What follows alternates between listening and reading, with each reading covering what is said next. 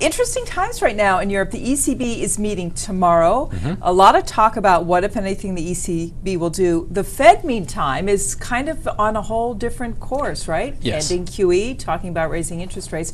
First of all, why this dichotomy when we had at one point the central banks all on the same page?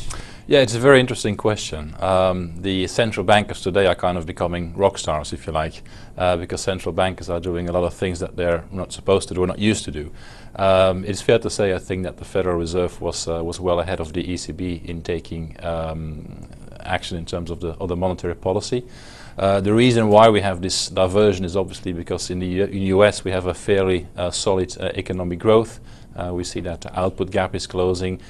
We see that the housing market is again in a fairly healthy shape. The problems in the banking sector have been addressed. Whereas in Europe, we still face a situation with very low growth, disinflation, actually deflationary pressures, health of the if you look at the balance sheet of the banks, there still needs to be a lot of deleveraging that needs to be done. So we're in a completely different phase in terms of the economy. So where are we in the interest rate cycle then when you look at these two regions? Well, in Europe we probably are going to see low rates for a while. Here in the US I think that we can expect to see pressure on the rates towards the end of this year. So far the Federal Reserve has been very consistent in the message in terms of, okay, we are tapering, we're bringing QE back to neutral, but we will keep the interest rates low as long as we need to keep them low. So we do expect that towards the end of this year we will see some pressure on the interest rates in the US, but not in Europe. So should a fixed income investor be looking to Europe for opportunities, and where exactly is the best opportunity? Yeah.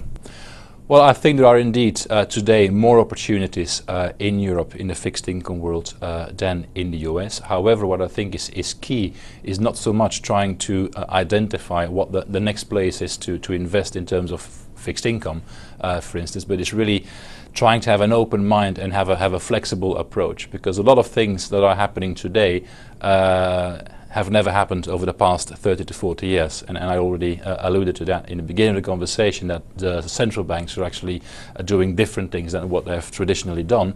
And we can say the same thing about various aspects of the economy. For instance, the link between the increase in the employment and wages, for instance, seems to be broken in the US, in the UK, in other parts of the world as well.